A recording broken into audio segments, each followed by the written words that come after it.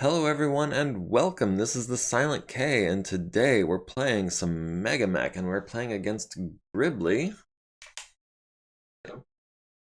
One more time. Let me just watch the monitor. Let me I'm not sure if you're coming through on the mic. Can I get a test? Yep, test. Mary had a little lamb. Okay, yeah, Testing. that looks like it should be audible on the recording. So yeah, me and Gribbly, special 100th episode, special program for you guys. Not being streamed, this is going straight to YouTube. We are playing a 16,000 point game. We're playing on one of SimonLandmine's maps, and we are playing in the rain. We do have the, what was it called again? The terrain something to where the terrain modification, yeah. So we're just using the rain just to reduce visibility, but we don't want to fight in the mud bath. As far as mud wrestling, it could be, and maybe not today. Exactly. Yeah, with the muddy map, some of these patches would be very difficult to traverse. Now I do notice there is a fair amount of swamp on the map as well, so I'll have to be careful not to get stuck in that.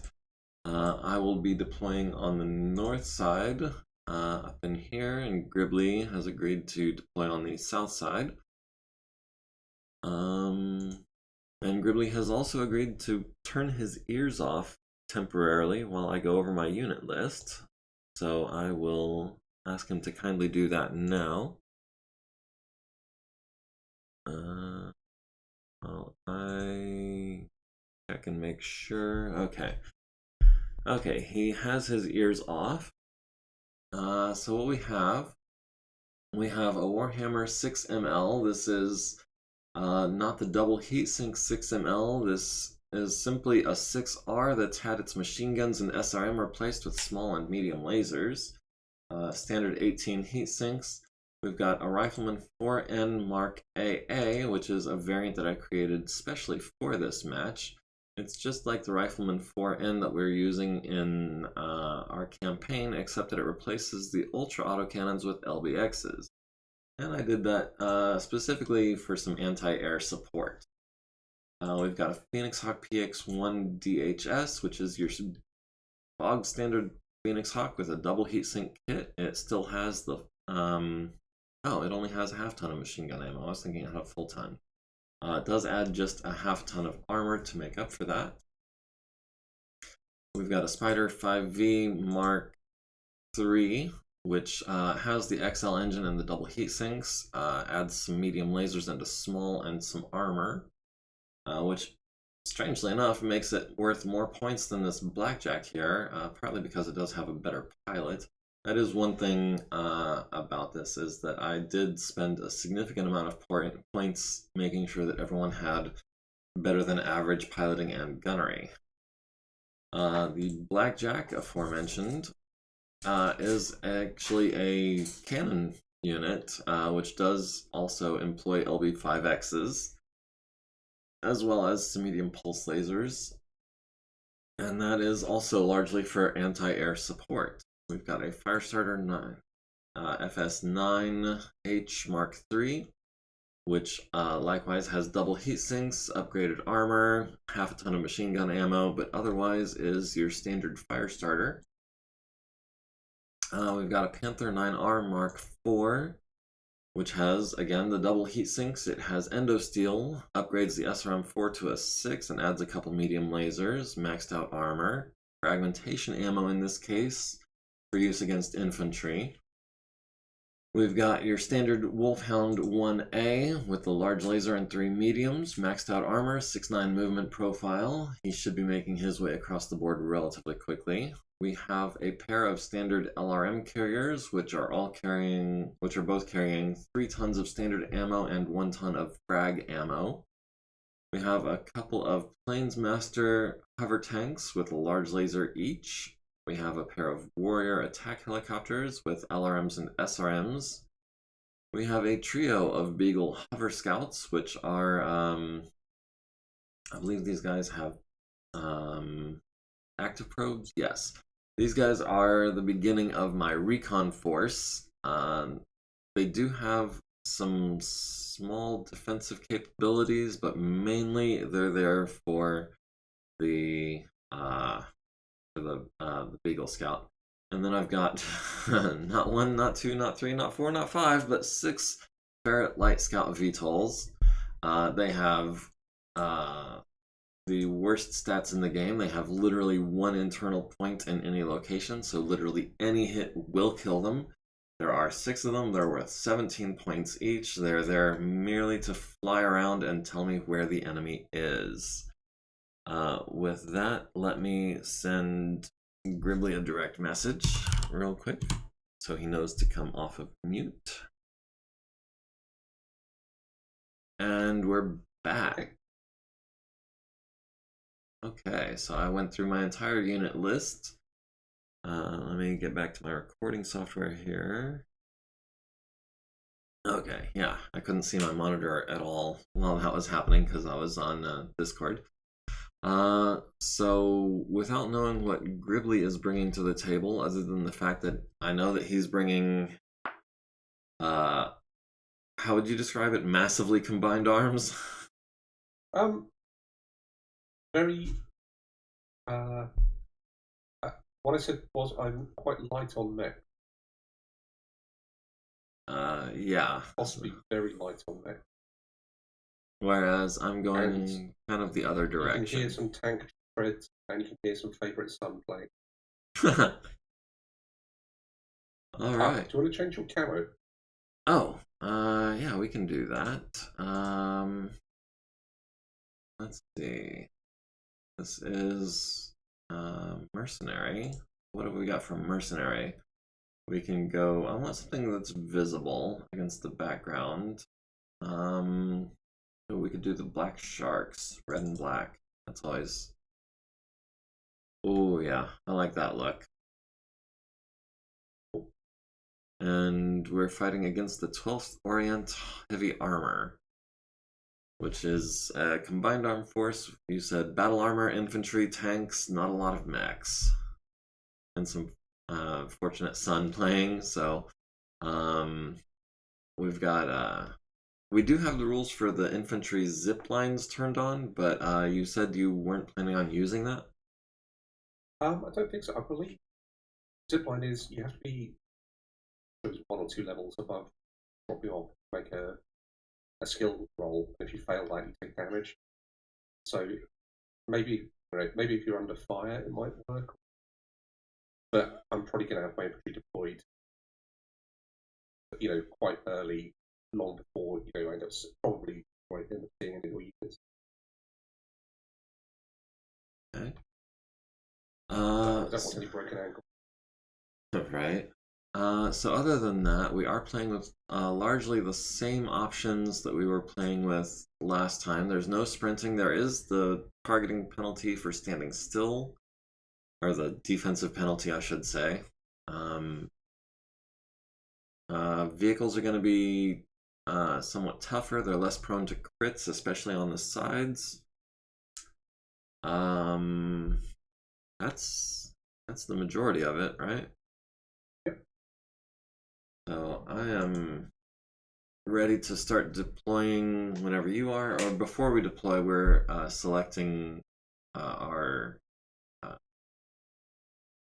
strategic targets. And we are playing on 49.12, so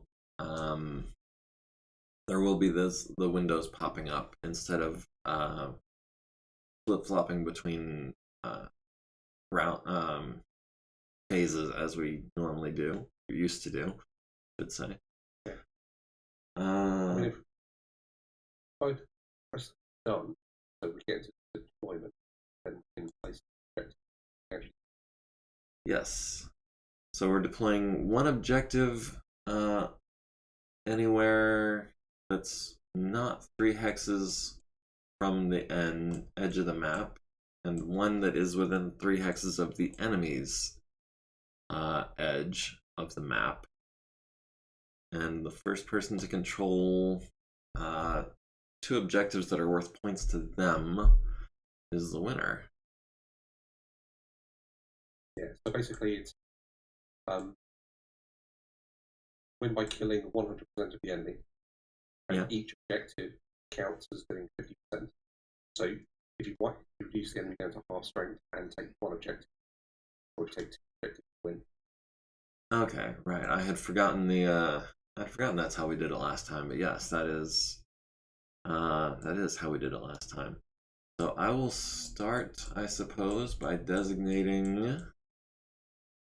I suppose I'm looking at got mine ready. Building something defensible. I think I am going to designate this hex.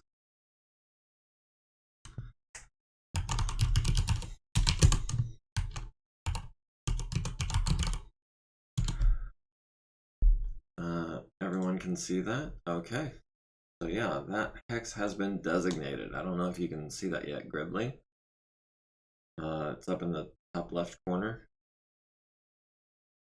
Yeah, I can see that. And I put mine probably exactly what you expected. Okay, okay. And then one objective within 3 hexes of the enemy's home side to try to capture. Do deployment first and then pick the next objective. Well, we're not going to be able to see where each other deploys, so I don't suppose it really makes much of a difference, does it? But if you pick your objective on my board edge, then I can deploy on it. Ah, yes, that is a good point. Okay, yeah. It is then your turn to deploy. Tuck that out of the way where it won't be blocking anything. We are also playing with the what would you call it? Asymmetrical movement as far as the infantry. We're playing 4 infantry equals 1 mech as far as movement goes. I think I'm gonna start. There. I'm gonna have these guys come in and cover this.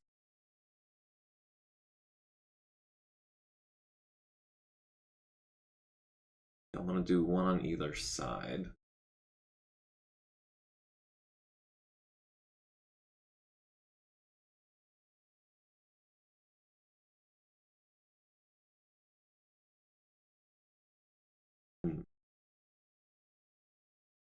And I'm predicting that this river down the middle of the map is going to be instrumental in either the defeat or victory of the Fighting Bulldogs in this case. Yeah, it's a good map. Yeah, we're gonna have to like split our forces between the east and west sides. To some degree at least.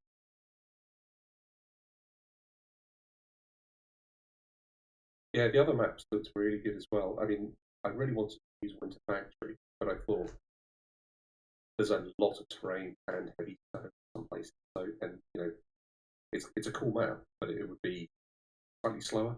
Yeah, yeah, I agree. It would be more time consuming, I think. And one of the things I really like about this map is that there are open parts where we can get, decent visibility and some decent range. We are playing with the extreme range rules, which we did not use last time. Let's see, visibility is 20 hexes because of the rain, but the rain is not going to affect anybody's targeting ability because we do all have the weathered special pilot ability.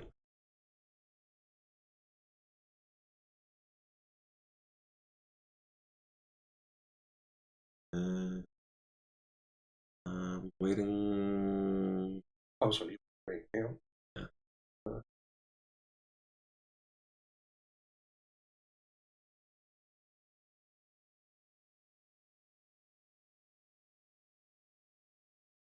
You're probably deploying 3 or 4 units for every unit that I deploy, from the sound of it. Yep. Not that guy.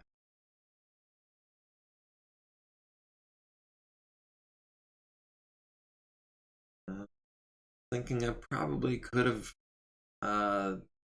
invested more heavily into armor units and infantry, but I definitely decided to go for a more concentrated force, where some of my units are worth rather quite a lot of points, to be honest. These guys are going to deploy here.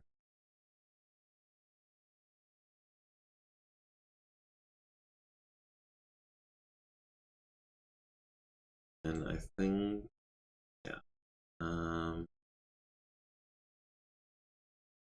think we're going to just try to scout out as much as quickly as possible.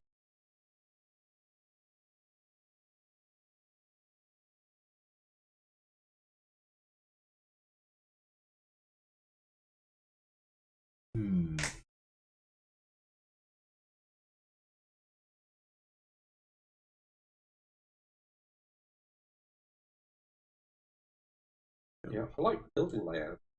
Well, and that's a nice big landing pad. It is, yeah. Perfect terrain for, I don't know, some LRMs or something, maybe.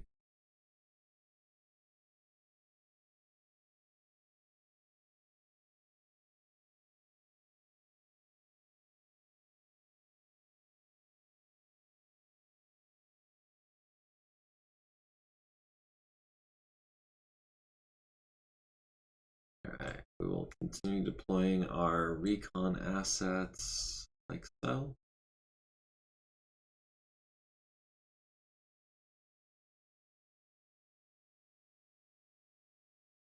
Dude, I think a couple of guys over there.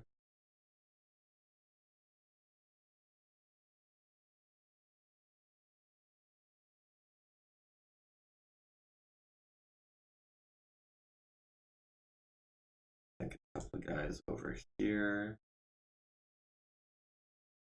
No way to set elevation for deployment. I should have done that in the lobby, I think.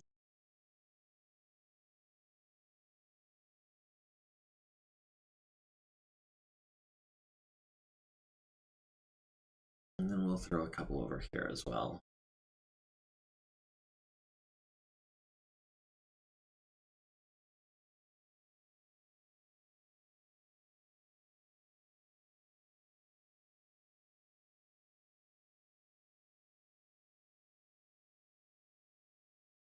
Looks like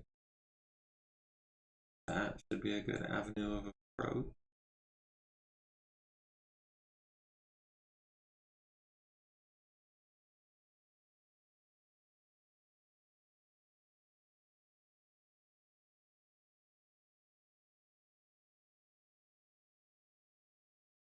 I'm already thinking about where to put my second objective.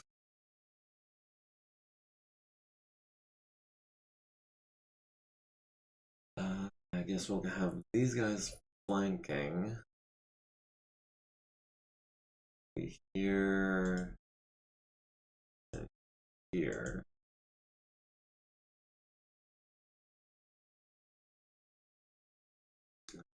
That's everyone from here down. Those guys, those guys, those guys. Okay, so it's gonna be the big boys, I think. Uh, got a couple of guys with matching speed profiles here.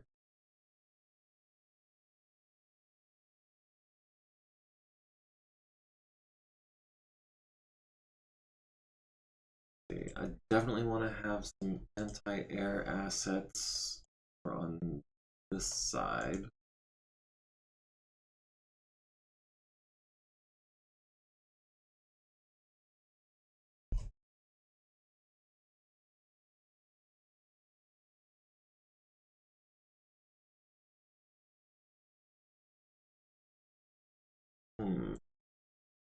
go ahead and do this. We could just have this going on. Yeah, let's go ahead and match these guys up by speed profile.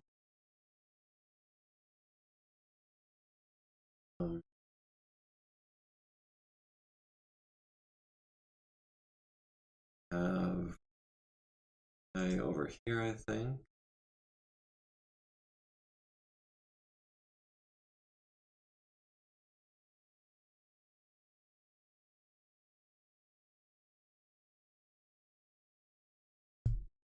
I'll be honest, I don't really have a plan. just,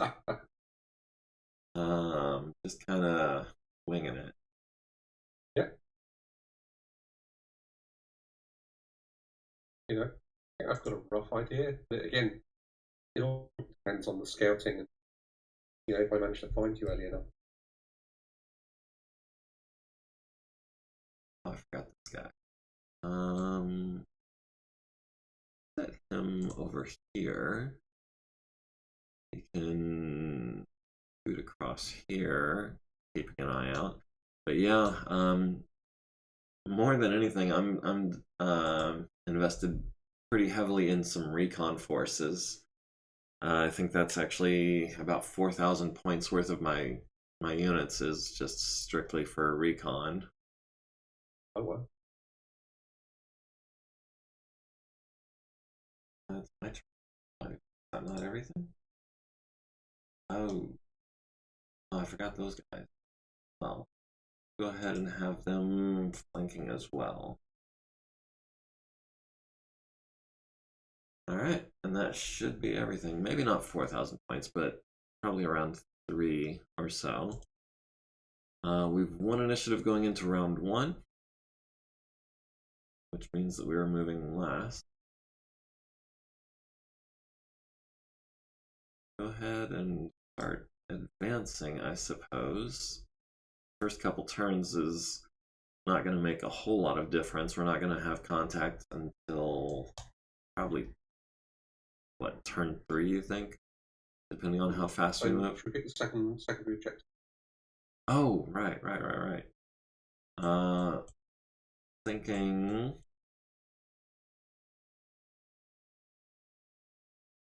here.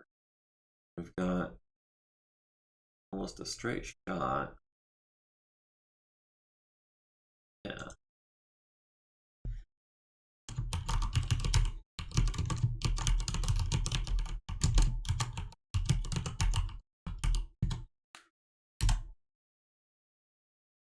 Alright. Just this lonely little woods here. Yep. And then the mine's up on the board edge on the on the road. Okay. So it looks like we had similar ideas regarding this this highway.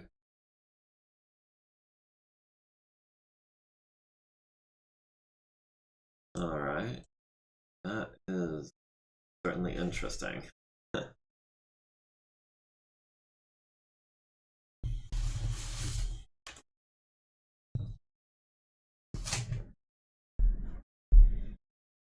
um, so we'll have him move to there. Next to this guy, I think.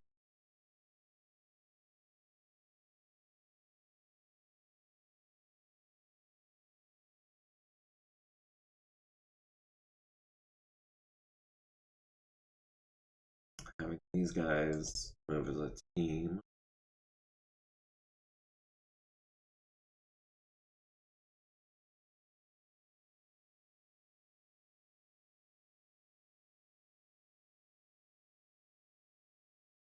Let me just check on these bridges real quick. That is 110 construction factor. Okay.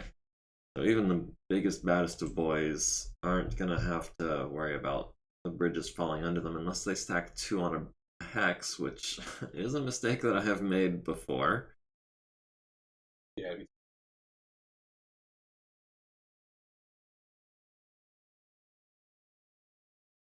Alright. we can go ahead and start moving some of these recon units. Oh, right. Okay, so we're gonna need climb mode first of all. That's gonna be a PSR if we flank from a stop, right? Start with a cruising movement.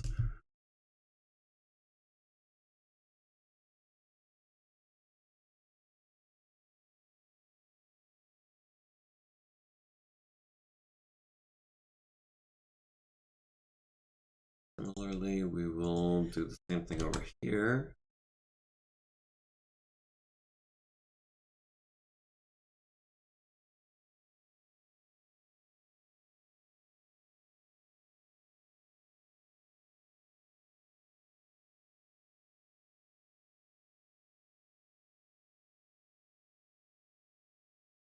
Okay, hold that here. Oh yeah. Here in a couple turns, we're gonna start picking up some sensor returns, and then we can figure out where to go from there.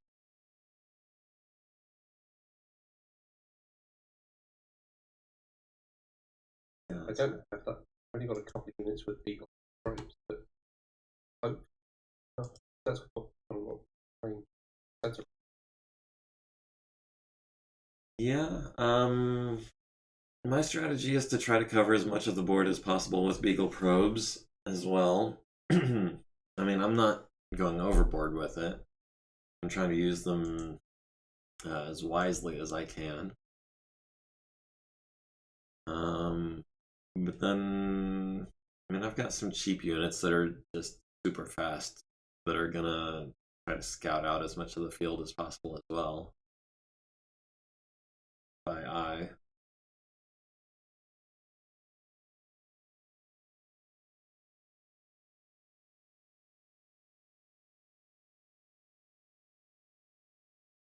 So fast.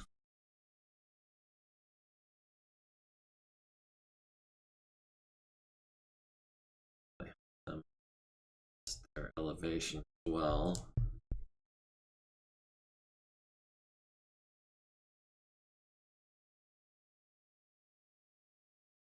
There's time for that later though.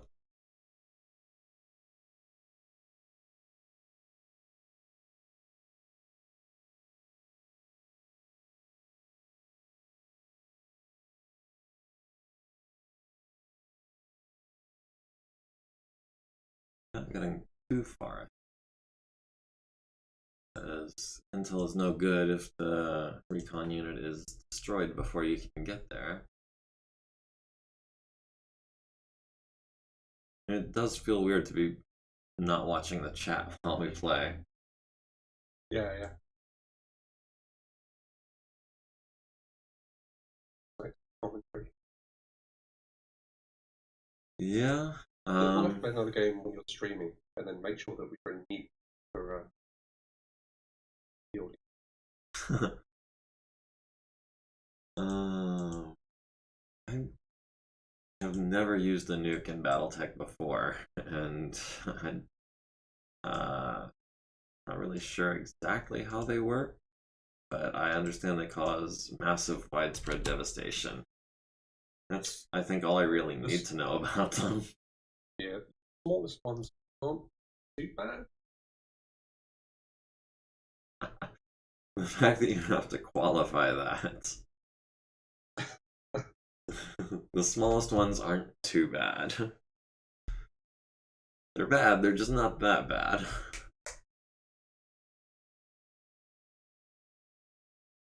I think the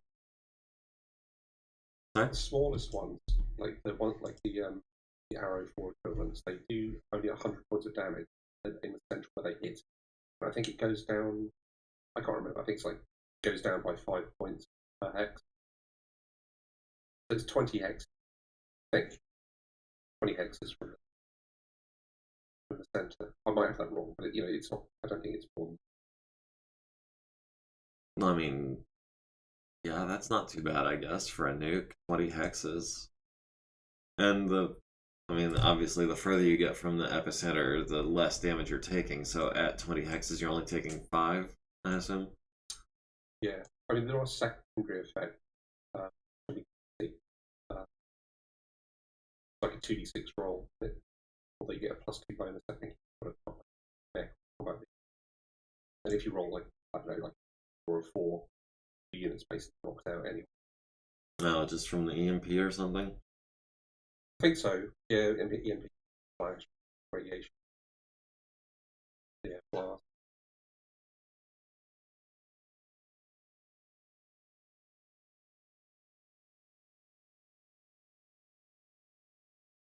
Okay, with no targets on the field, we can just skip this section.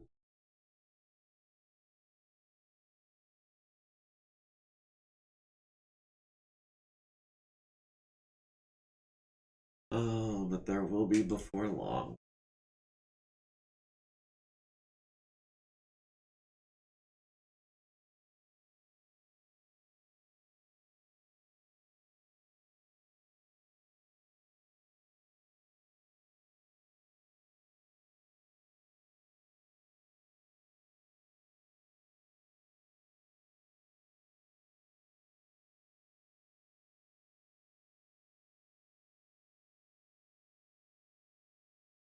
Yeah, I quite like that these streams coming down to the river depth, right? So they're not too, you know. Yeah. I actually had not counted on that. Uh, I honestly kind of figured that was going to slow me down more than it was, I guess, is going to.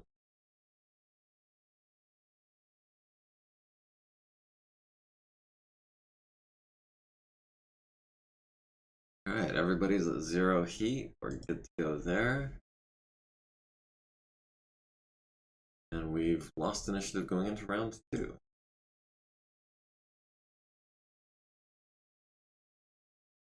Waiting to begin pre-movement. Okay.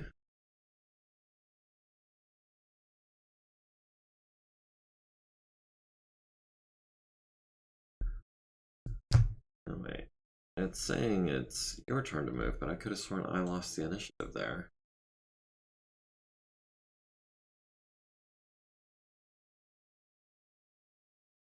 Oh.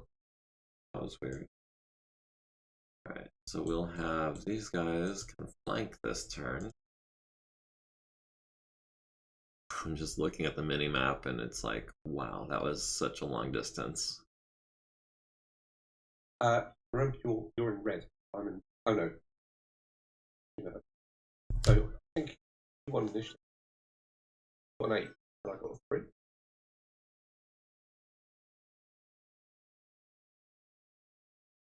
My arm just why it's gonna go off here again in a minute because I just snoozed it.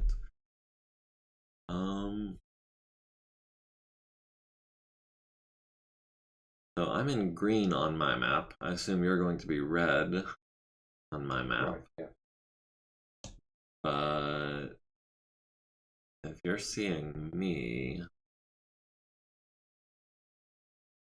No, that was just But I think you rolled 8 for initiative, and I think I rolled 3. oh, I must right? have misread You see that. that? That's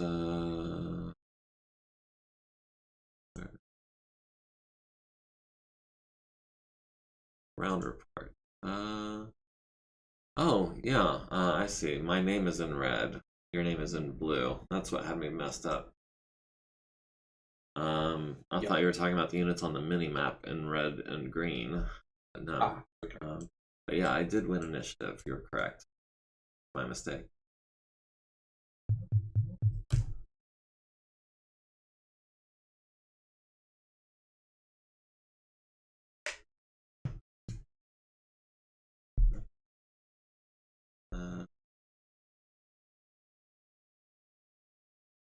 Push down.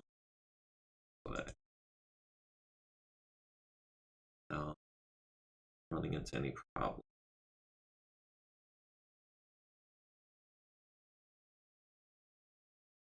Okay. That worked.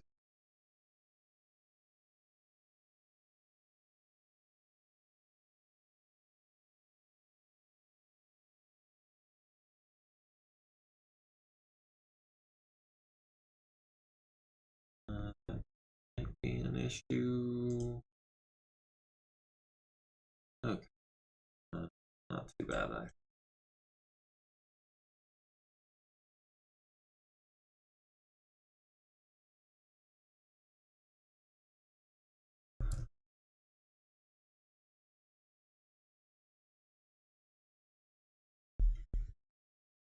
Alright, scouts are scouting. Heavies are heavying.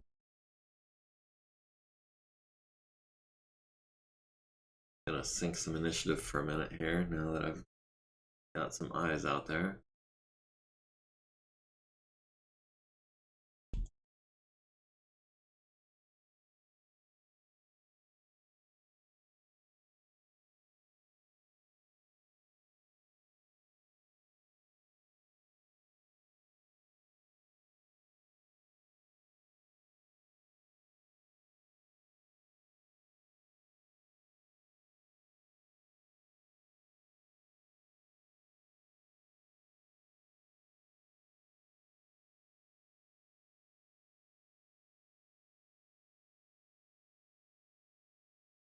There we go. That's a good size for the mini map.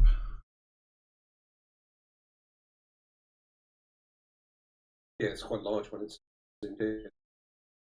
Yeah, and once you get to a certain point, it outlines every hex, and like that makes it a bit harder to read. But if you go down one size, it is a lot more legible. Or if you go up a size, it becomes pretty obvious what's where as well.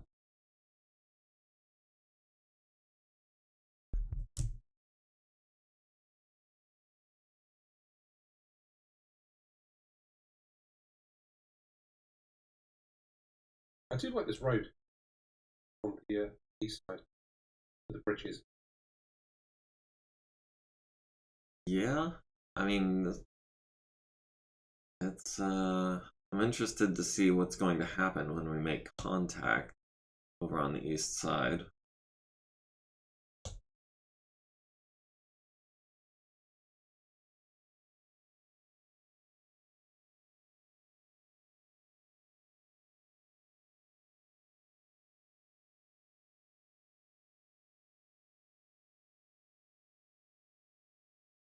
Of course, with both of our primary objectives on the west side, assuming that's where the majority of the units are going to be.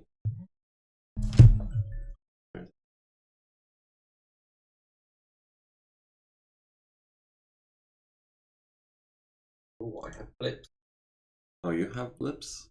Got flashy blips on the radar. So more than one. I haven't got any. I guess my beagle probes are not doing their job. The 3 fast movers in the east by the river. I can see 3 slightly slower up by the landing. Three. Oh, by the landing. Oh, that landing pad on the east. 3 in the east, 3 in the west. I can see. Oh, that's really weird. I don't know which 3 you see in the west.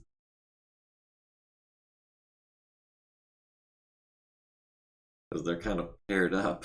Not to give too much away, but Yeah, bear in mind that depending on the sensor role, it operates in bands and it's not inclusive. So right. if I'm only detecting the long range, that means I might not detect ones that are close, and vice versa. I suspect we're at the edge of sensor range. So I'm thinking maybe you might actually be about to get another blip. Or we'll see. Let's find the button.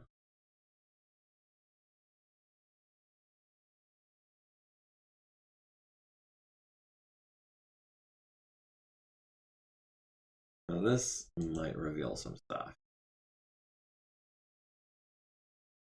Oh, yes, I've got eyes on, oh, quite the force.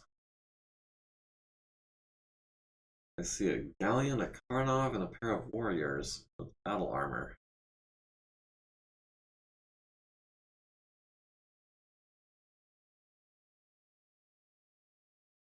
Ah, yeah, the ferret. Yeah, for 17 points, it's a pair of eyes. Yeah.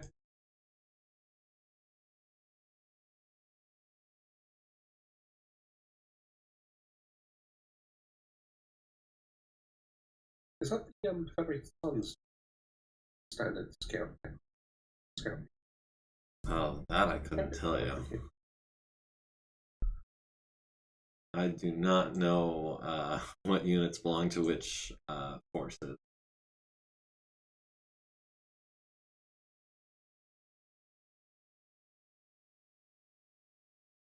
Go up to a nice uniform height.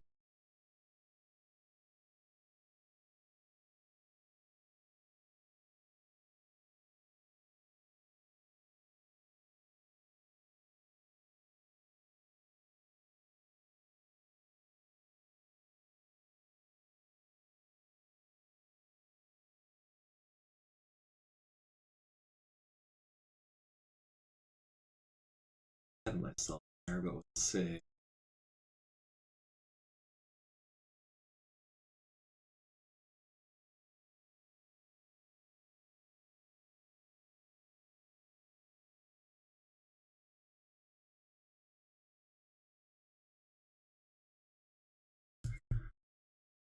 Okay. Well, I see where some of your guys are. And it looks like the Karnovs had to make some piloting skill checks. I don't know how much of my skill checks you can see, but there were some. Yeah, I didn't see any.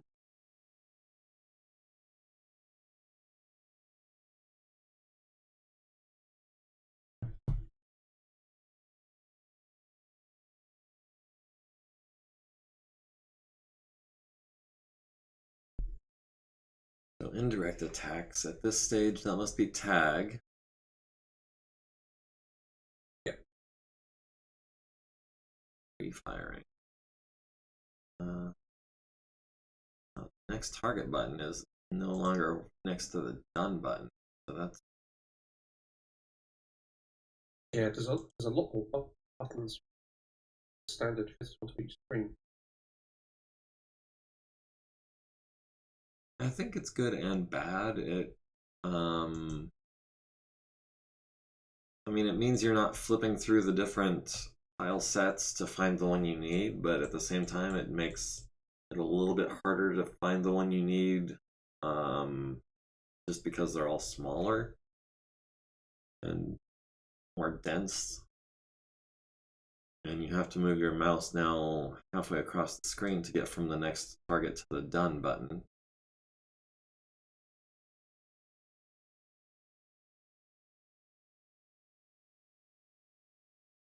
Not that I'm complaining. I mean, I think I like it more this way than the old way. I mean, it's just change, isn't it? It's getting used Yeah. And historically, I've had a hard time accepting change. Um, just um, just a personal uh, shortfall, I think.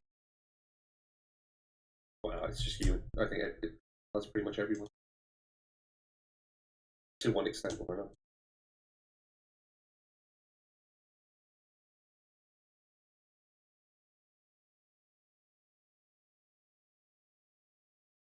Especially with something like MegaMek, where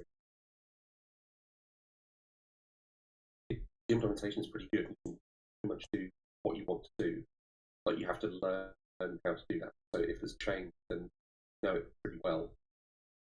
Then you have to relearn stuff. So maybe it's just it accentuates a little bit. Yeah. It is definitely something where I've gotten into certain habits that maybe don't always serve me well.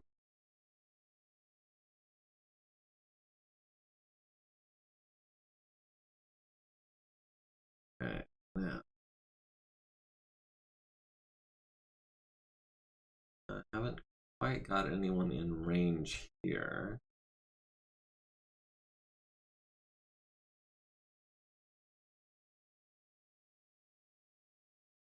I haven't got quite Oh, anyone in range you here. recall, just one clarification, it's ground units to take objective.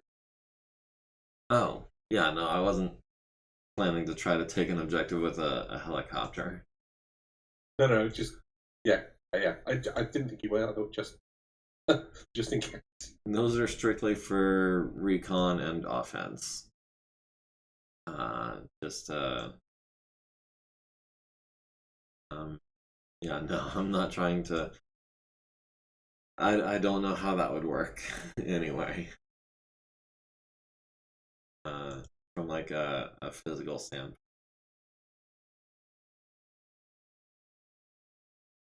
Alright, everybody's still at 0 heat.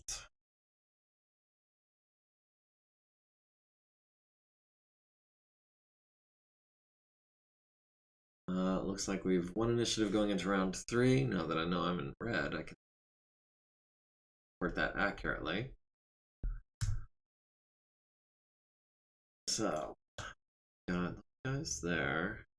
Got these guys here.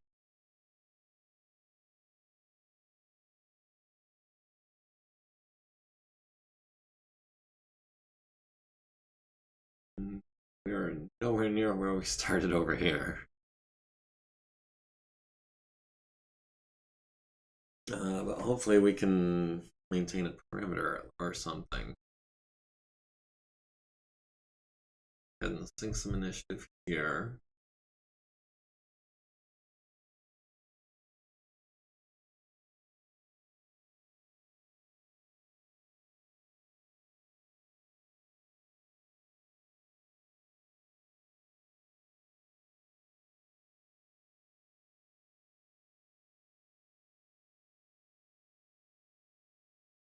Oh, we've dropped off some battle armor, I see. Or were they just stacked? Those were stacks, but yeah, they were dropped off last. Oh, okay.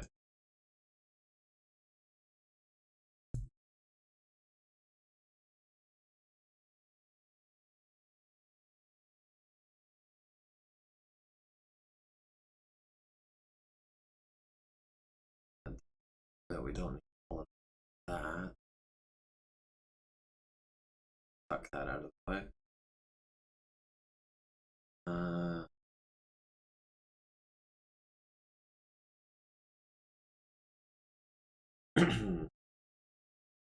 Yeah, I like the galleon, and I've used sort of lines of custom variants before, but this one is from one of the later Ilkland recognition guides. Oh. There are a couple of new variants. So this one's like a scout variant, very sort of loosely similar to the old one. And there's actually an APC version now, which is a canon APC version. Nice. Huh. Okay, so yeah, I see this guy's got light PPC, a couple medium lasers, ST. What does ST mean after medium laser? Sponson turret, so that they're on the side. Oh, that makes sense. I don't know if this really comes through on the stream, but yeah, I can definitely see the Johnsons on that thing. Like clearly from the what you call it, the icon.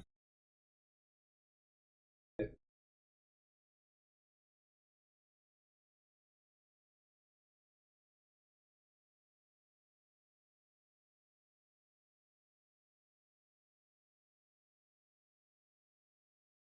Keep looking over like I'm expecting there to be messages in the chat. It's a hard habit to break. Yeah. Well, it's a good habit to have if you're streaming, definitely. Yeah. Okay, I'll ask you the question. You don't have to answer, but I've noticed we don't have any indirect fire phase. We don't actually have any artillery, do you? No, I don't. For a couple of reasons. First of all, it didn't seem like it was worth the points that I invested in it last time. Because I remember last time we played, I had fast cam rounds, I had artillery rounds, and none of it really seems to do much of anything but slow the game down. So I figured I was better off spending those points elsewhere.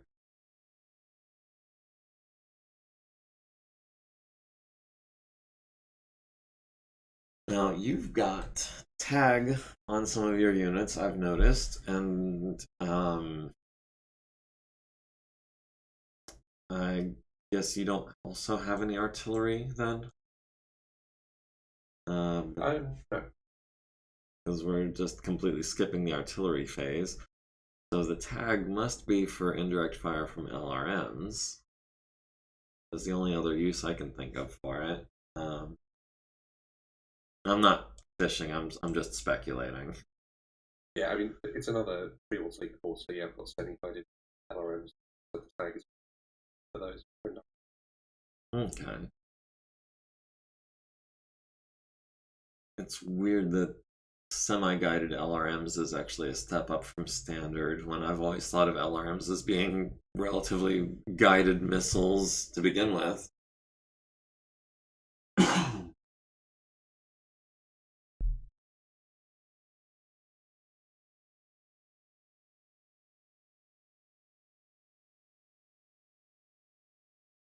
Hold off on you for a second. We'll move this guy. Yeah, I wish I'd turned zip lines off.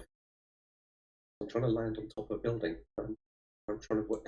I'm trying to work out what altitude my VTOL is at, what the terrain is, how high the terrain is, and how high the building is. Yeah. Uh,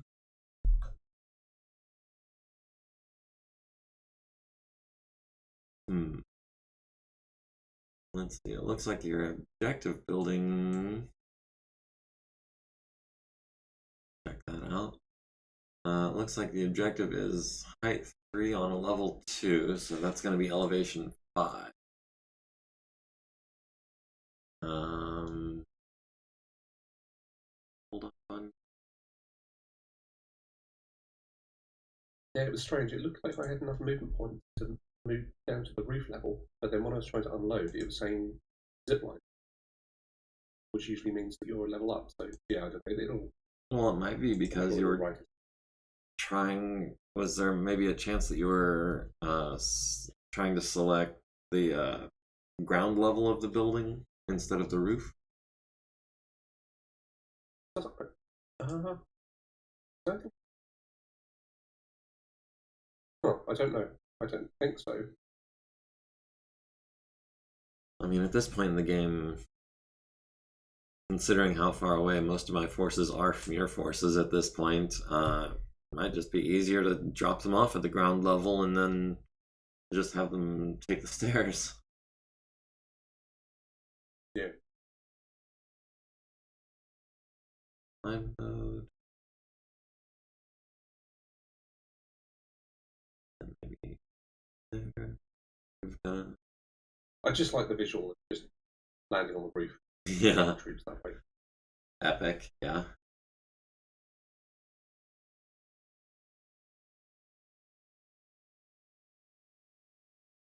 Alright.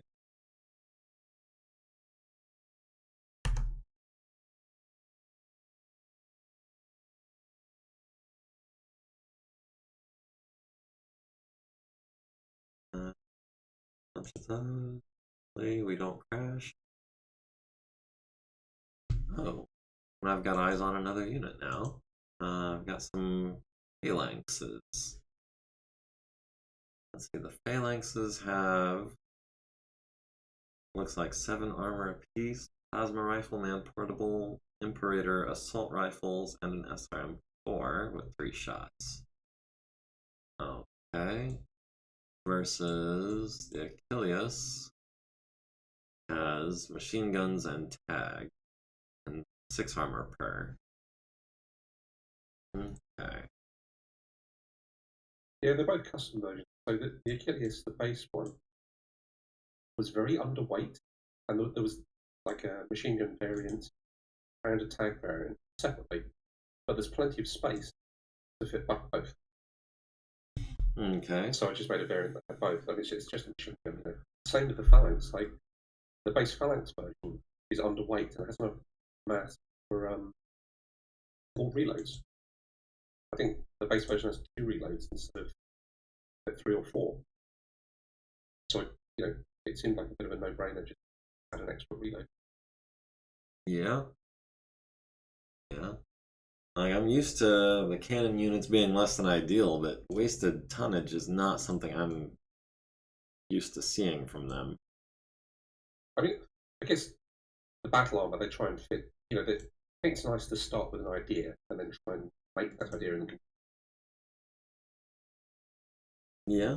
But in that particular case, like the phalanx, I kind of like it. It's not a particularly well high performing suit, but I just thought one of my reservations in the ammo count and just upping it a little bit seemed reasonable.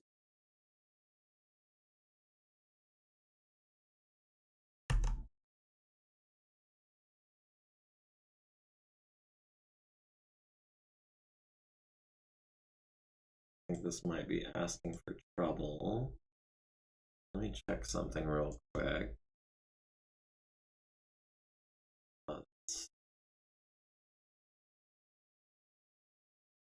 Yeah, I think that's a losing proposition. I don't think I'm gonna make that move. Uh,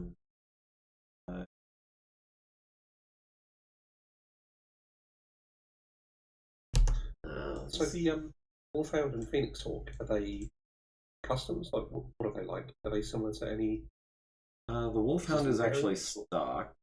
The Phoenix Hawk is a pretty basic double heatsink upgrade.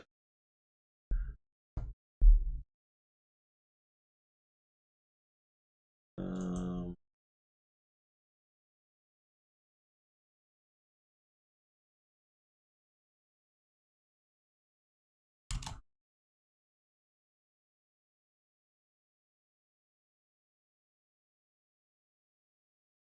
I think I'm going to start moving carrots now.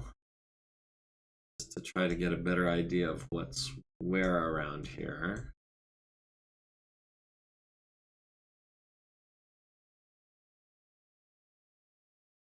Merkava and a multi main battle tank.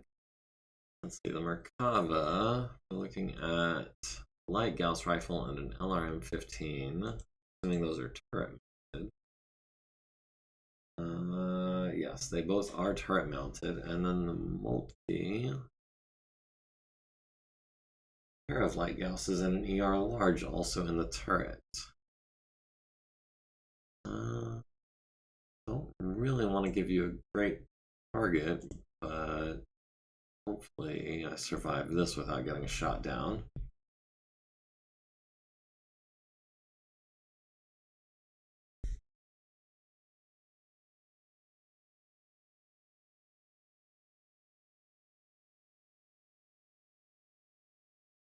Faster these are common. Covered a fair amount of ground. 4.6s, they're not that fast. And the multi also a 4.6.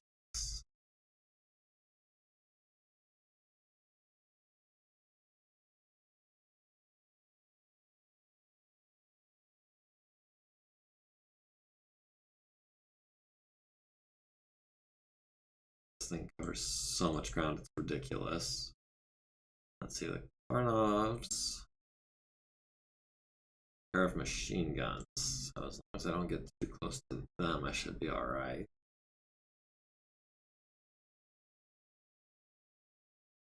Oh, my side slipped. Okay, that's not a huge deal. I'm going to step away for 30 seconds. I'm just going to close the window, put the heating on. I'll be right back. Alright.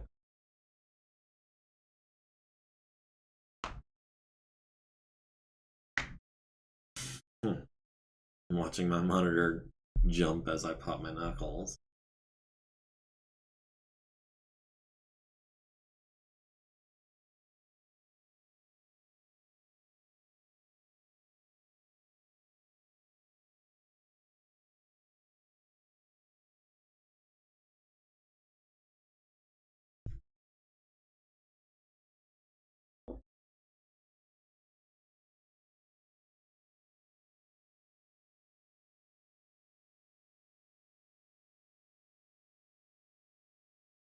Okay, I'm back. Sorry about that. Oh, that's that.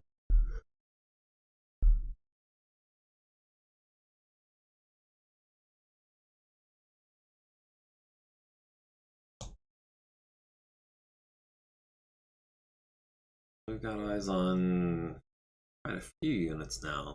See a pair of Ontoses, a pair of Partisans. Partisans are probably going to chew my VTOLs right up. I don't have quirks turned on. Still, 4 LRM-15s. That's enough to chew up a ferret real quick. Yeah, I've got to hit you first. I think your MegaMek is 6. Something like that. Because it's +5 for hexes moved, +1 for a VTOL that used MPs. But yeah, that's a TNM of 6, so even with a gunnery of 4 and no other modifiers, you're looking at a 10 plus.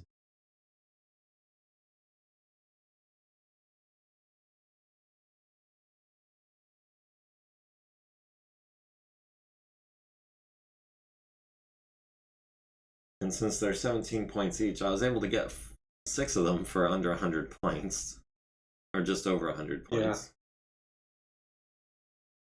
Yeah. I think some of these small, cheap details, they do slightly trivialize double blind.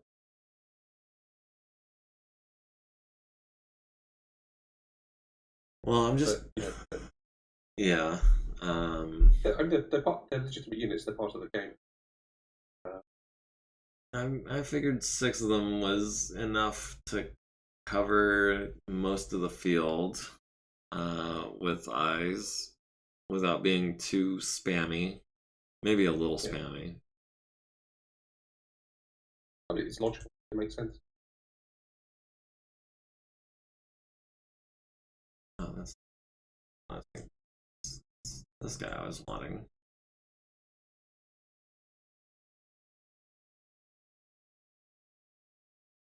I'm just remembering last time we played when you had helicopters that I literally just could not shoot down, and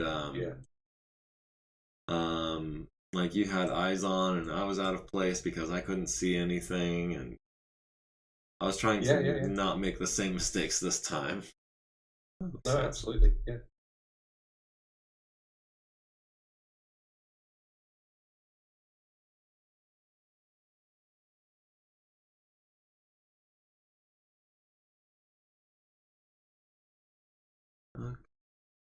So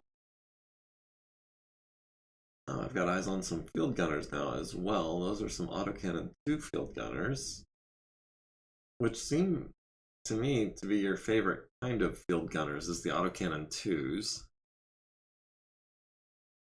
Which I find curious because I find the autocannon 2 to be next to worthless in most situations.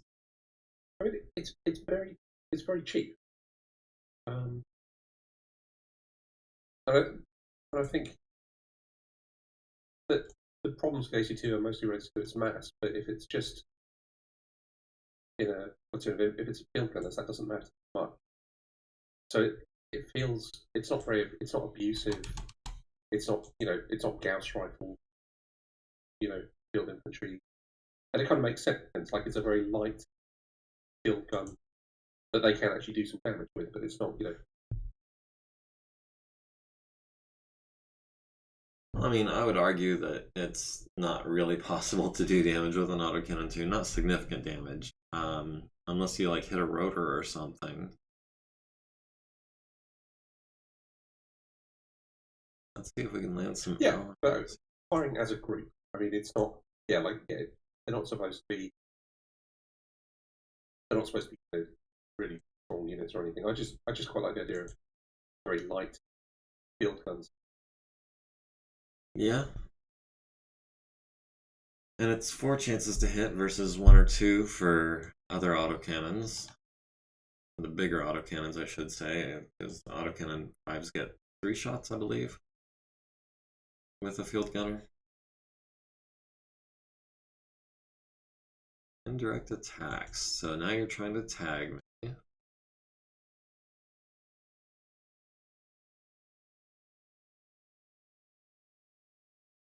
So what we're working with here. Pair of Partisans, pair of Ontoses, pair of Moltkes, and a pair of Merkavas.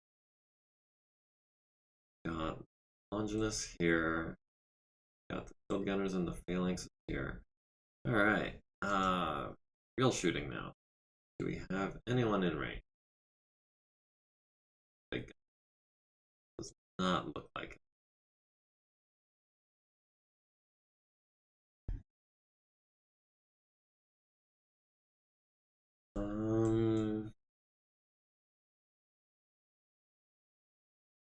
But one thing I do notice about the map is that your guys are much more concentrated in a couple of areas, and mine are a lot more spread out. I'm wondering if that's going to bite me in the ass. I feel like it probably is going to. We've got the galleon on a 14. That's not going to happen.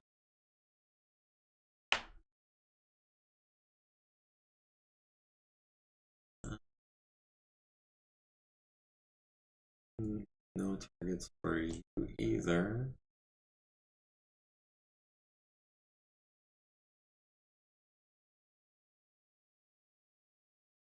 You were asking about how custom the Wolfhound and the Phoenix Hawk were?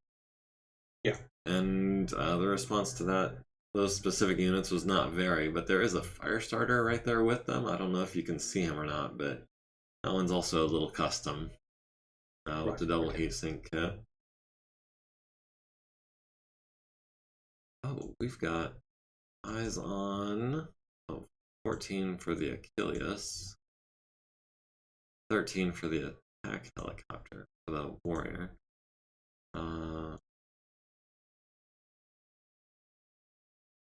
Target jumped, battle armor target, long range, battle armor stealth improved. Okay, so those Achilles are going to be really hard to hit.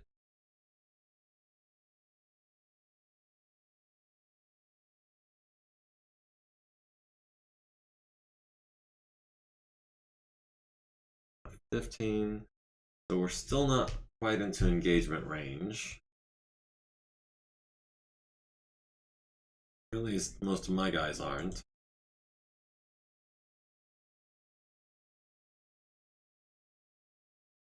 I was hoping we had eyes on here, but I guess we don't.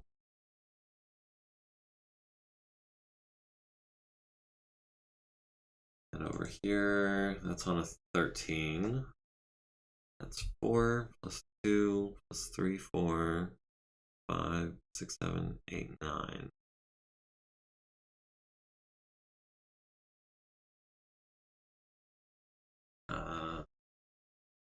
That wrong, but yeah, that comes 13. These guys are not going to have targets, not yet.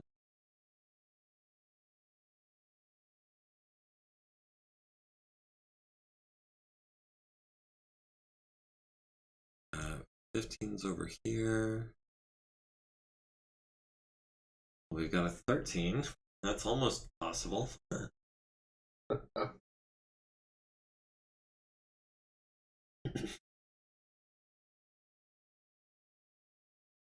And of course, the ferrets don't have any guns whatsoever.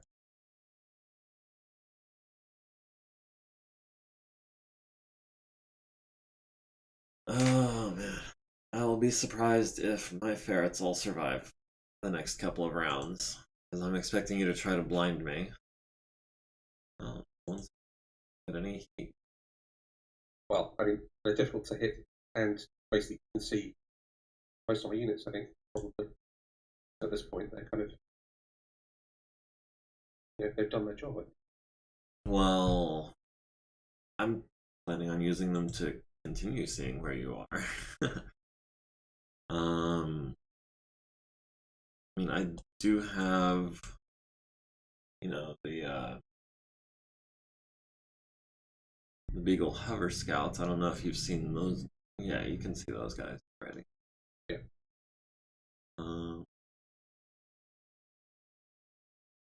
I think we're going to start with our back rank.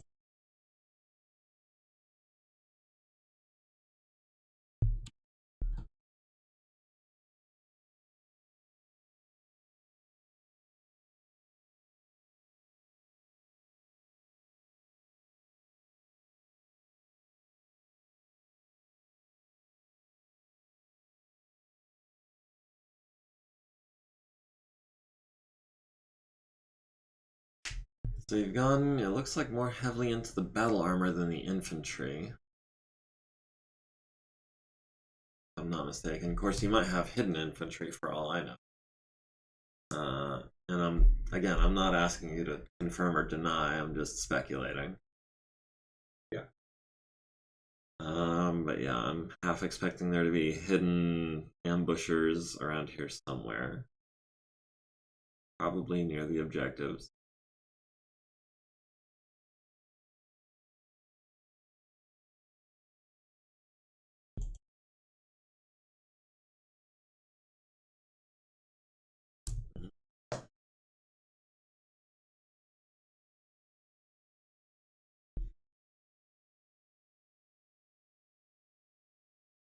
But yeah, one thing I'm definitely noticing is that your units are a lot more cohesive than mine. I'm kind of spread out all over the map.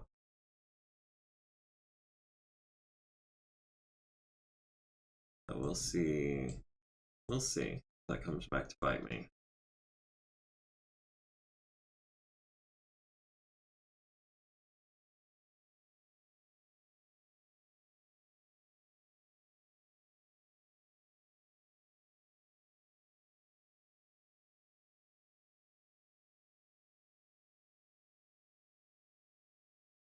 You know what the hotkey is? Jump. A hotkey, like on the keyboard commands? No, I don't. Yeah. The only keyboard command, the only thing I use the keyboard for usually when I play this game is, aside from typing in names of things, is shift to turn, and sometimes control or alt to check if I've got line of sight. Other than that, and backspace and escape, yeah. But other than that, I don't generally use the keyboard much when I play. No, I don't. This is the guy up in the center. Uh, 6.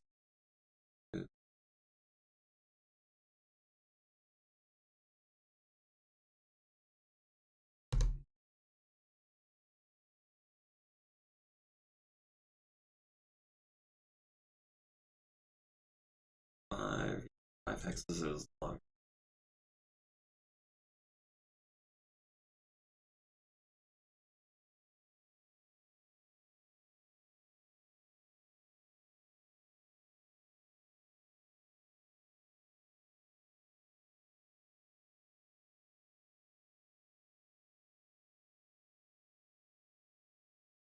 This is the one on the left flank.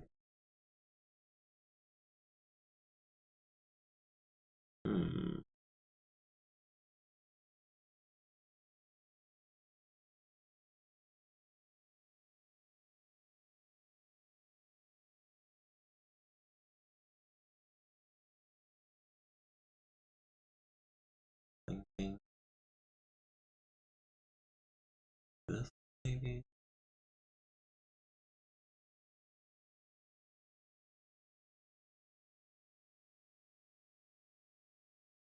That still gives us 4 pips of evasion.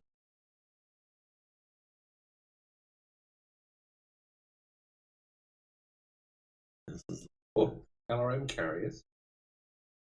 Oh, yeah. See. Oh, that's your warrior, I'm guessing, that can see them? I think so. Yeah, a couple of LRM carriers just to provide a little bit of backfield reinforcement. I think it's time these guys slow down from a flank to a cruise, since it looks like they might start having targets soon. Yeah, those partisans I've got are basically bigger, fatter LRM carriers, more or less.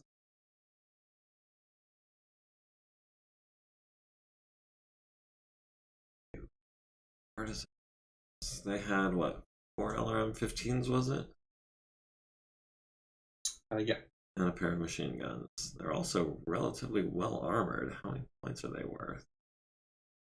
1,300 points. I think my LRM carriers were worth 8 something apiece. So, yeah, the machine guns and the armor, 966 it looks like. for the LRM carriers. So yeah, a little bit more points, about 20% more points for about twice as much armor. That's actually not a bad deal.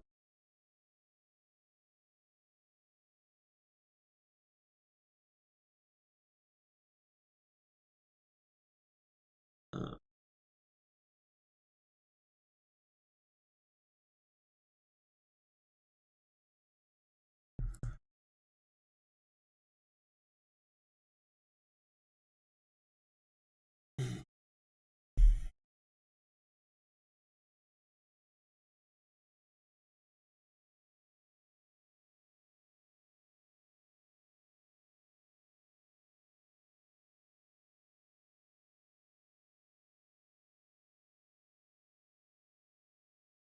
Three, 10, okay. 5, Marine, yeah, works for me.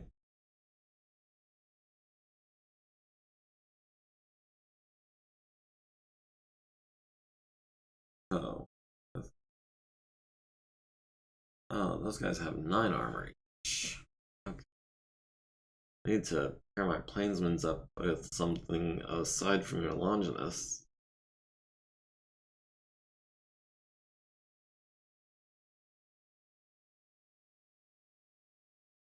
The Achilles, maybe?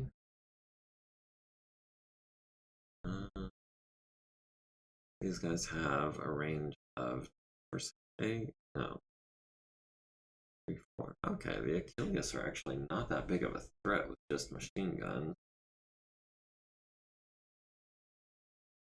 They're mostly dead. Ah. Still don't feel like losing anything this turn, so I'm just gonna back up. Try to reconsolidate here.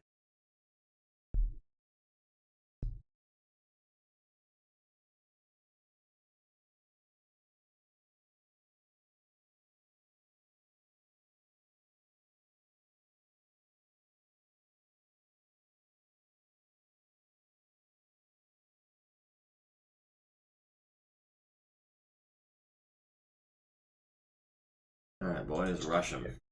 What? I do like galleons. They're kind of cute looking. I think it's one of the reasons why I like the last couple of updates to MegaMek. Someone's gone through and done a lot of updates to the icons. Yeah. And a lot of them look a lot closer to the more recent art. I think is quite nice.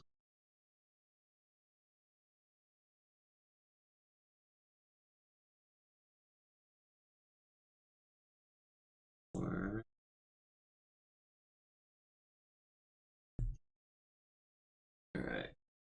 So we are, looks like, rushing down the right side.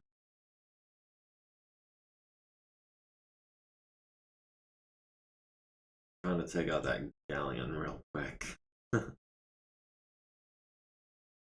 Might be a couple of turns before we get close enough to destroy it.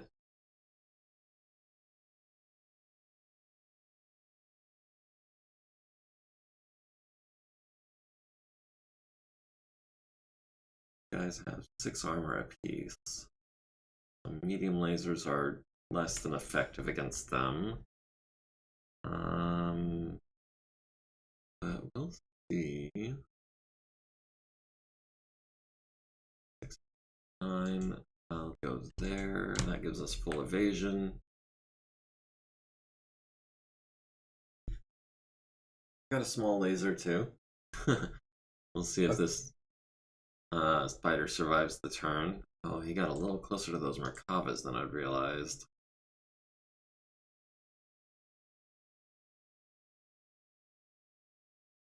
Two, three, four, So just five, six, so the 7. Achilles has got tag, and the Macavers have got LRM 15 with semi-guided ammo.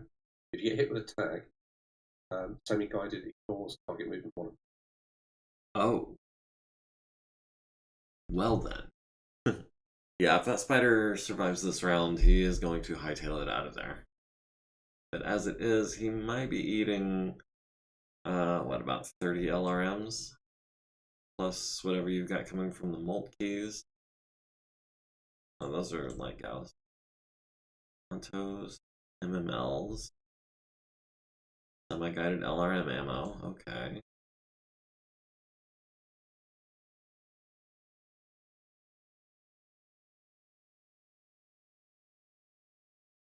Also, we got warriors, the ferrets.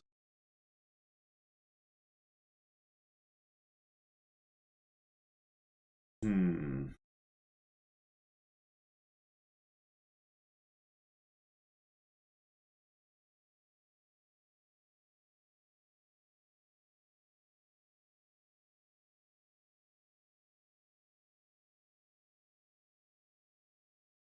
And the one beagle.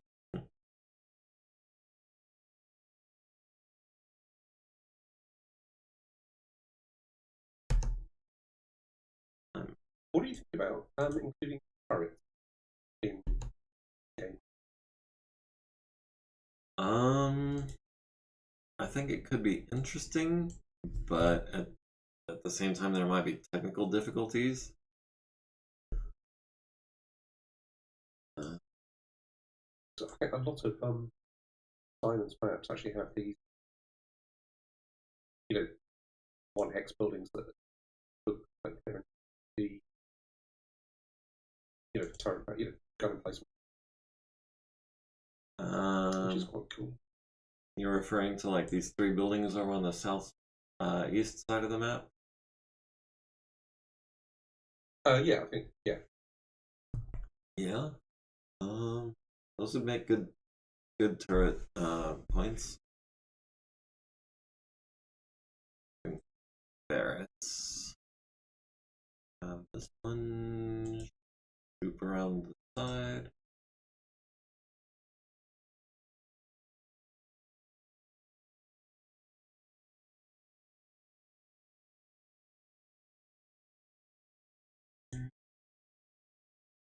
This one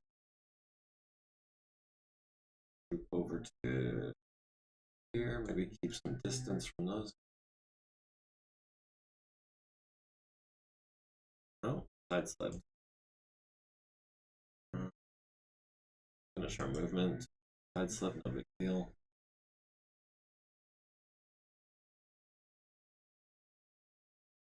One's down here in the corner. How far can I get this?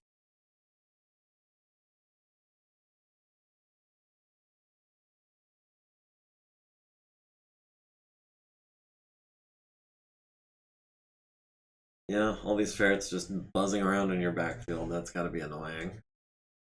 Yeah. I don't know, it's pretty cool. It's what they're there for.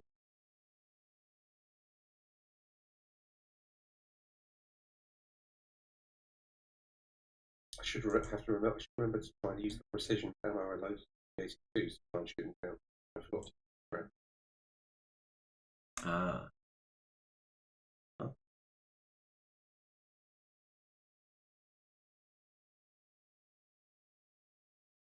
Yeah, like I said, I'd be surprised if the ferrets all survive.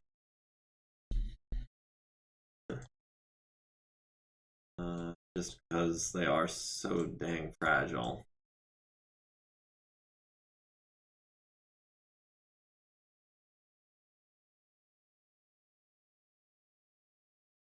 Literally any hit will take them down.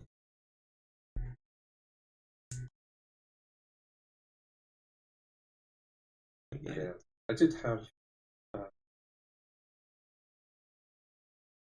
some anti-air stuff, but stripped it out when because originally we were going to get 24k. Yeah. When we dropped down to 16, I stripped the anti-air stuff out. I was actually expecting you to bring more air units, so the LRM carriers, and well, I don't know how much visibility you have on some of my guys, but yeah, I've invested kind of heavily into anti-air.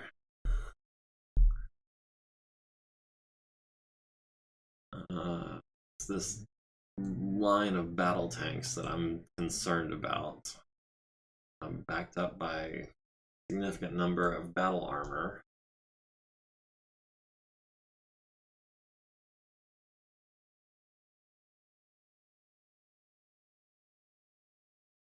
So now the Achilles light battle armor, those have a tag on each one, so that's 4 chances to hit.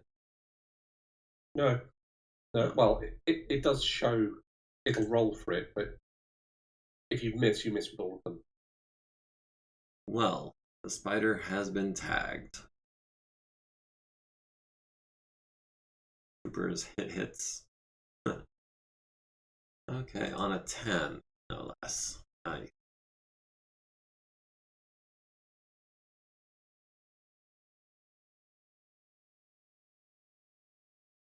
Okay, over here we've got 14s. That's not going to happen.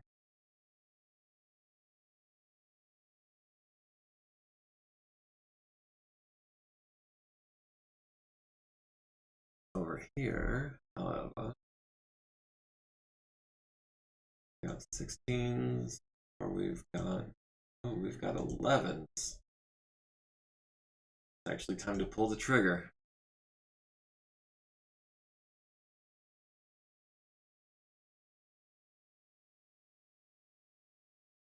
What, you're firing first? This was a peaceful convoy. That's an act of war. A peaceful convoy, he says. Oh, we've got you at medium range.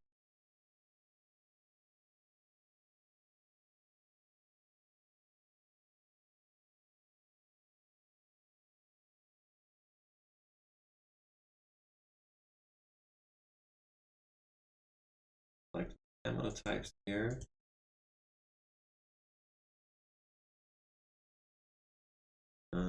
Yeah. If I get super lucky, I might have your warrior down this turn. I don't know if you can see the arrows pointing at him, but there's a couple. I don't think, because we've got simultaneous firing, you don't see that thing. Right. That's what I figured, but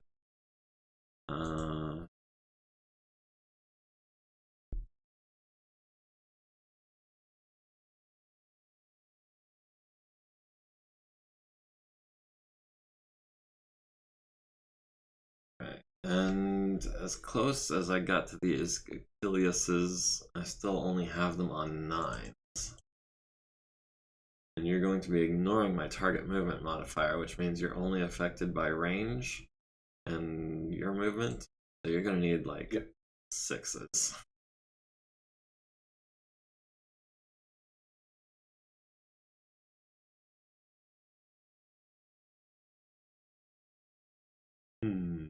How heavy is that galleon again? Like 40 tons or so?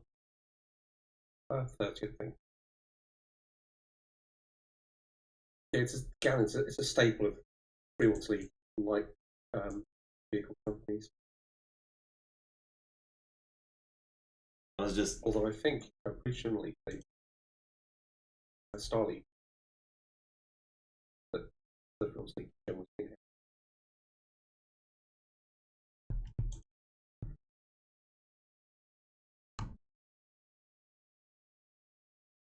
Well.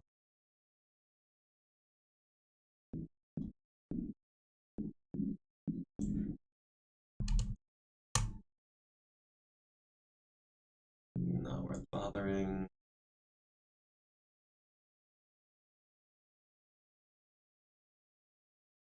On a 9, sure.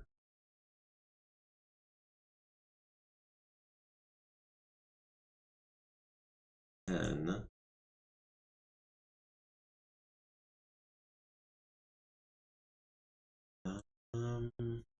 That's gonna be on a 12 or so. Oh, that's on 17, 17, 18.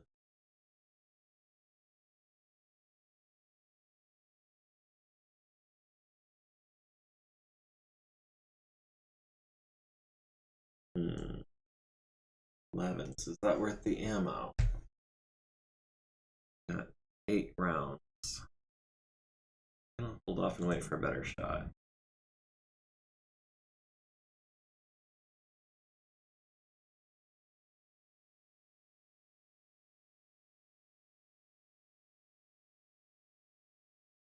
you don't have any reason to hold back.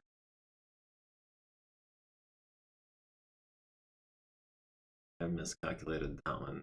Alright.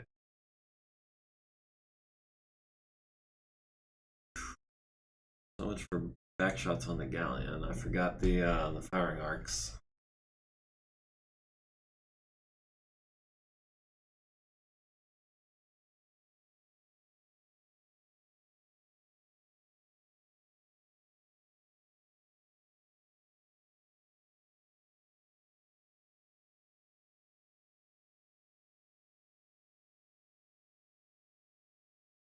Alright, did anybody hit on my side? Let's see, the Rifleman missing on 11s, the Phoenix Hawk missing on a 12, the Achilles missing the machine gun on the Spider on an 8, Blackjack missing on 10s, the Longinus missing on 12s, Spider missing on everything on 9s, Merkava landing 9 LRMs to my Spider's center torso down to 3 armor. Other Merkava landing 9 missiles to the left leg and left torso. I did hit Trooper number 2 of Longinus Squad 4, ID 16, with a medium laser. He's down to 4 armor. Moltke hits the Spider in the right torso down to 1 armor. Let's see, the other Moltke missing on 12s. Ontos missing on 8s, the Beagle missing on a 9. The other Ontos at the Spider, critting on his engine and his jump jet, making him an 8-12-7 now, going in and building up 5 extra heat. So he's probably going to be thinking he's going to be actually a 7-11-7 next turn from the heat. He did fire everything. Plains Master missing on a 10. The Partisan at the Spider landing the left torso and left leg down to 0 armor on that left torso. And then 15 LRMs also to the left and right torso and the center torso. Wow, there's not much left of that Spider's torso. Can't you hit him in like the arms or the legs or something? I'll try. Oh, no, there goes the Spider, destroyed by the Partisan with LRMs. The left torso on an 8. I was expecting that to be a 6, actually.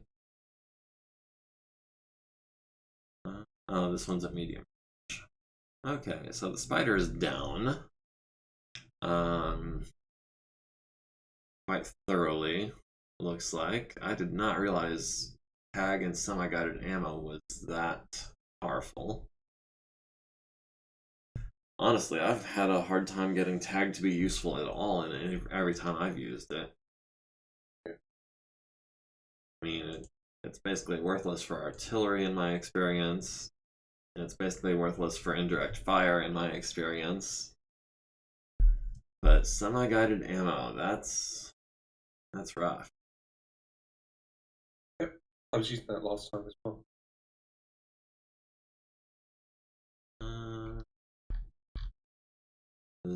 Field Gunners, ID 1 digs in and takes cover. Thought I saw something. Right.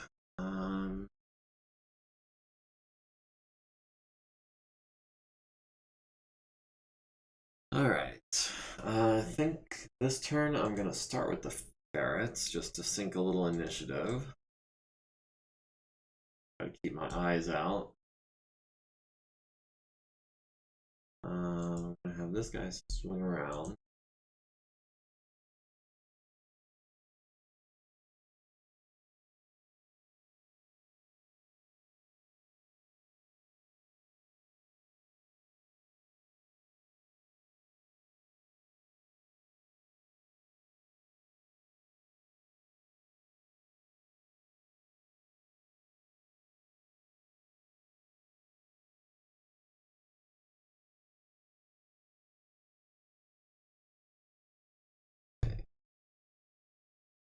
So field gunners are digging in, looks like.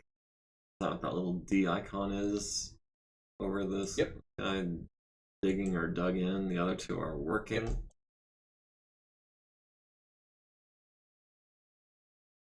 And that's just going to make them a harder target until they move out of that hex. Is that correct? Yeah. But it doesn't affect their ability to fire whatsoever. No. Just for the And turn. also, they don't count as being in the open. Ah, that's pretty important too.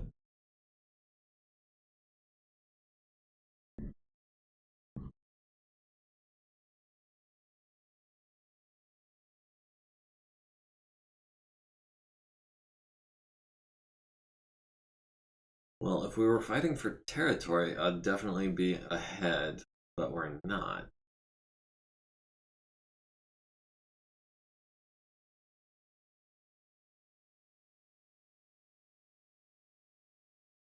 Okay, maybe that way next turn.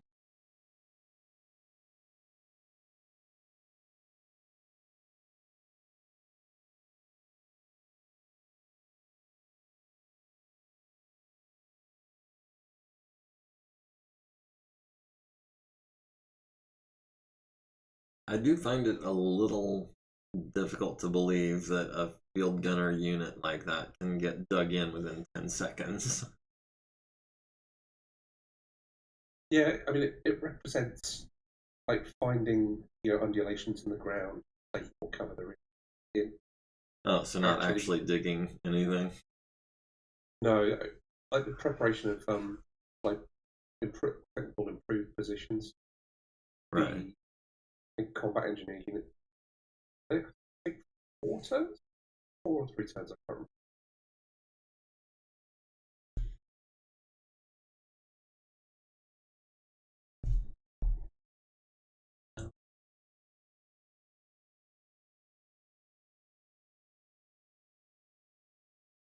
If we can't eyes on these guys, it's going to be short range for the tag. I fear I might have made a mistake. 1, 2, 3, 4, 5. Yeah, you're going to have a pretty good shot at tagging him if you were so inclined. The battle armor tag. Oh, it does. 3, 6, 9, 12 instead of 5, 10, 15, 20. Still, that's medium range. And if you do manage to tag him, which is basically going to cost you nothing to try, if you do manage to tag him, he is done for. You took down a spider in 1 turn. Ferret's got no chance at all.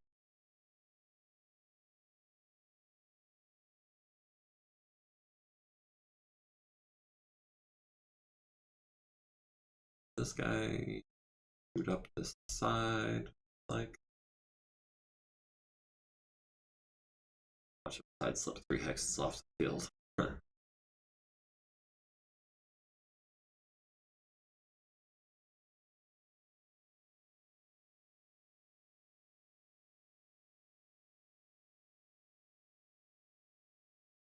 I do like how in the later versions of the game, the mini map shows which units have moved based on their border.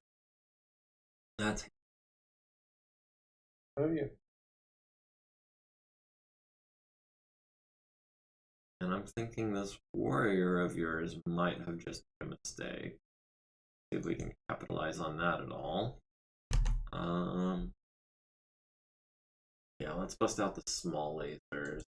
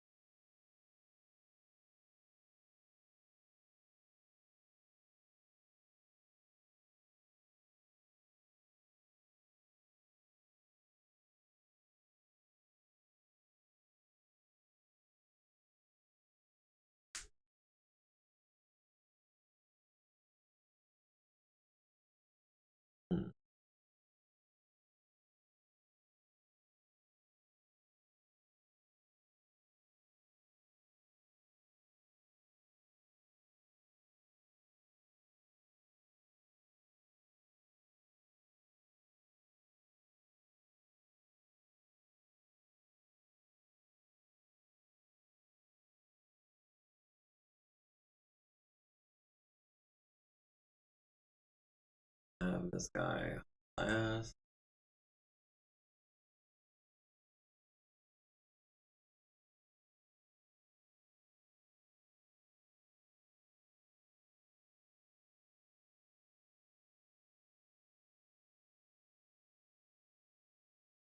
Time to move the land.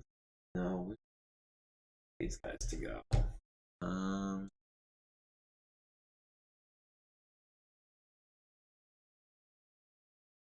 Still got those guys to move. What to do? I think I like that.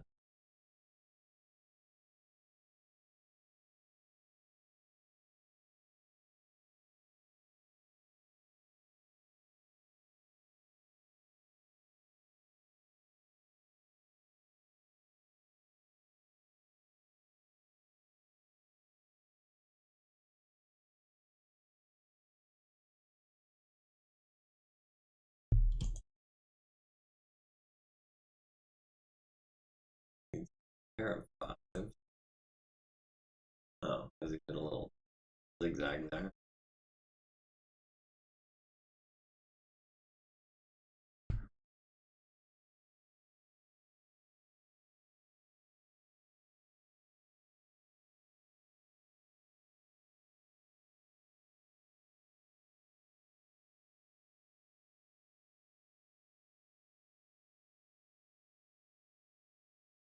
Maybe 5 on that one. That'd be nice. No, we skidded 3 hexes. Ended up, way out of place. 1. Was that something skidded 3 hex? Yeah. Wow. It's just a beagle. But I'm gonna see if I can't smack your galleon in the butt from behind with a beagle real quick. He's actually under the bridge. I don't know if it's obvious, but he is.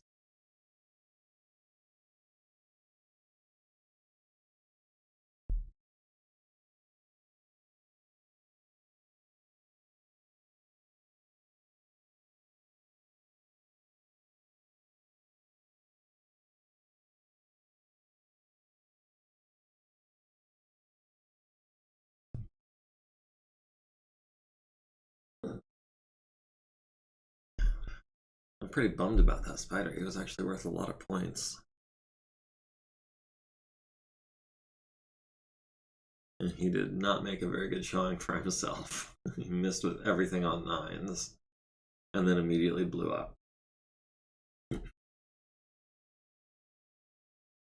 Well, that's the life of the scout mech, but it's a bit fast. That spider was intended more as a light striker than a recon unit.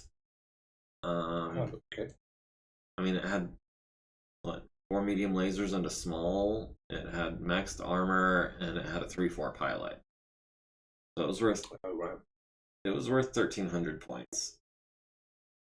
Oh, okay. That's nearly as much as the Wolverine. Yeah.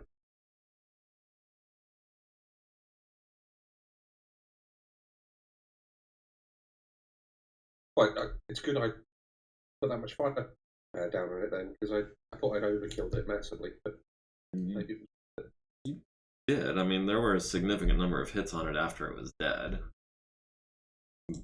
But yeah, it was, I mean, not overwhelmingly overkill. Let's see. Had again wireless rifles. For 8. We can get maybe.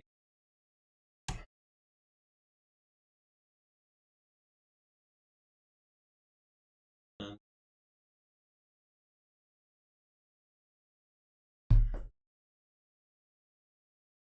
7. That works.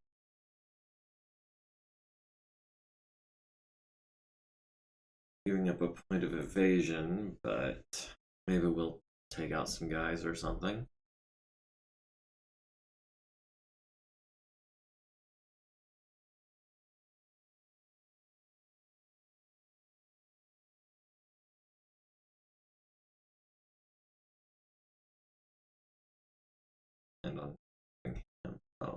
I forgot. Well, that's interesting how it shows like the evasion pips underneath the health and armor. Yeah. If you stand still with the and take a defensive penalty, there we go. It shows the pip on the right side in blue. Oh, right. I remember when that first got introduced, I didn't realise what it was. Yeah, it took me a minute to realize as well.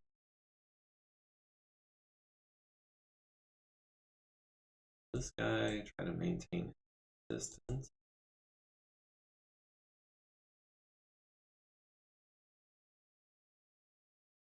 One advantage I think I have over you for the most part is actually range against your battle armor. So I'm trying to capitalize on that a little bit. But then your heavy tanks have range on most of my guys. So it's, you know, it's difficult trying to gauge the correct, I guess, approach to this.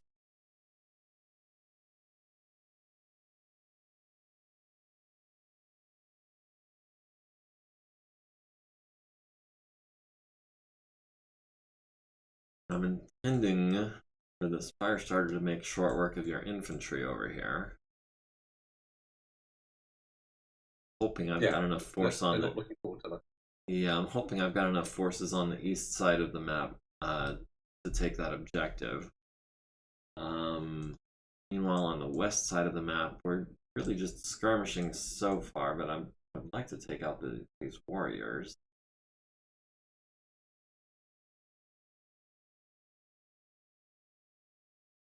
It's a good way to get him to work. Same thing over here. Maybe we can land a hit on this warrior. We'll see.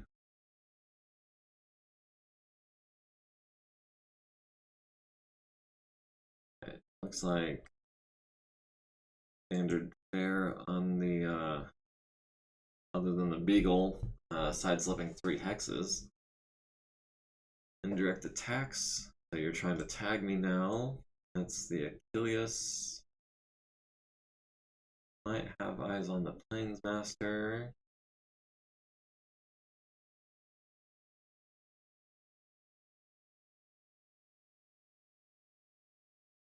Who is? How evasive he is right now.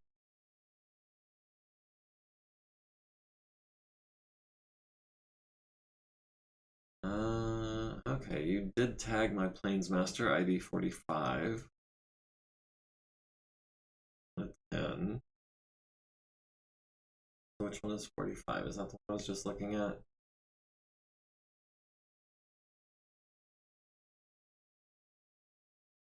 One is this guy. Is Plainsmaster, it doesn't say his ID number. I guess that's on me for not fixing the client settings. Let's see. We've got this warrior. Got him on 12s with the PPCs, which is going to be 9s with the lasers.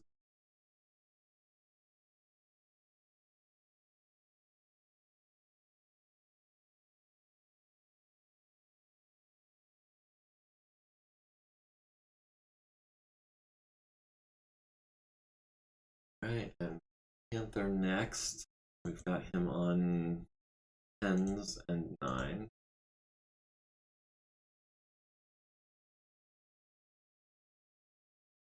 Alright, the rifleman at the other warrior, we've got him on, ooh, that's going to be 9s and 6s.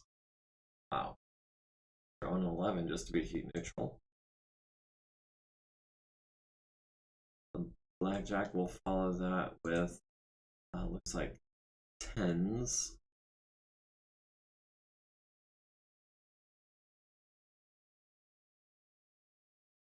And we'll throw in some LRM carriers at the same warrior. Oh, at medium range on 11s. Oh, is that worth taking? Considering we only carried 24 shots. Probably not going to survive 8 rounds. I'll take the shots.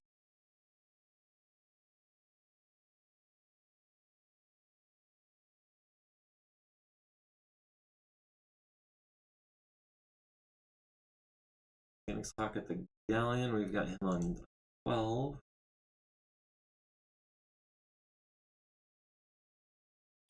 Firestarter has no one in range. Wolfhound has the Galleon at long range on a 13. I didn't put as much points into his gunnery as I did everyone else. He was already worth a significant number of points. We've got Beagle for tank with no target. Got the Achilles on an 18. Ridiculous.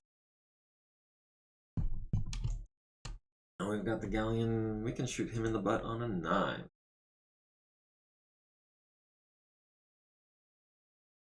Planesmaster has him on a 14. Has Longinus on 15s. The other Planesmaster has an Achilles on an 10. Worth taking. Follow that with 13s. Got the Moltke on a 10.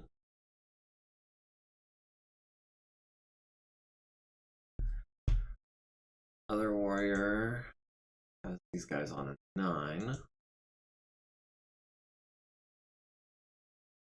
And then, of course, the ferrets don't have guns.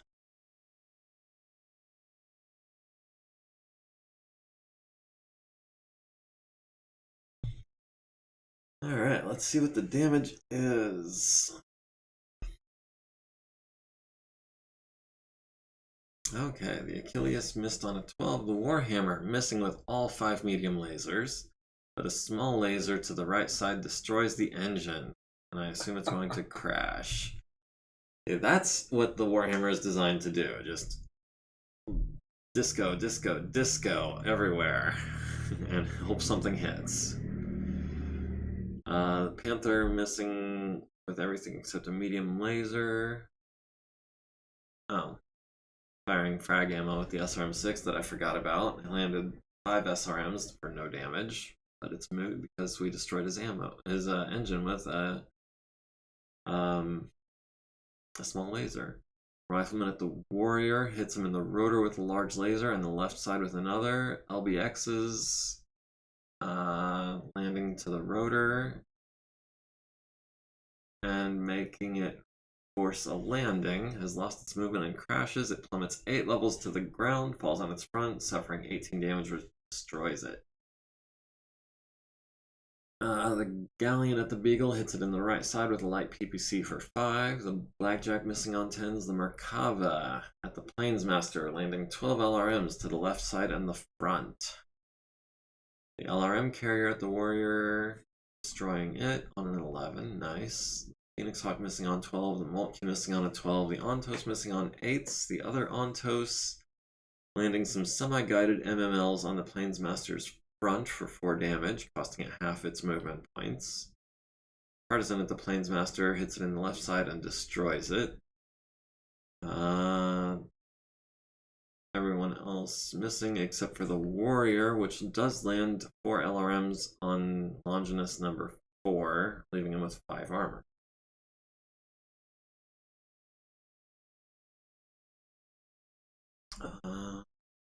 We are just about 2 hours into the episode. Do you want to finish this turn and then take a quick break? I don't need a break at the moment, but if you want to take 2 minutes, I don't mind. I am going to need to rearrange my files, as we discussed earlier. Oh, Field Gunners dig in and take cover. Also, I had just finished drinking like a rather large cup of coffee when we initially sat down, so I wouldn't mind. Take 5, yeah. All right. we'll start at initiative for round 6. Let me go ahead and shut off the recording. We will see you guys here in just a few minutes.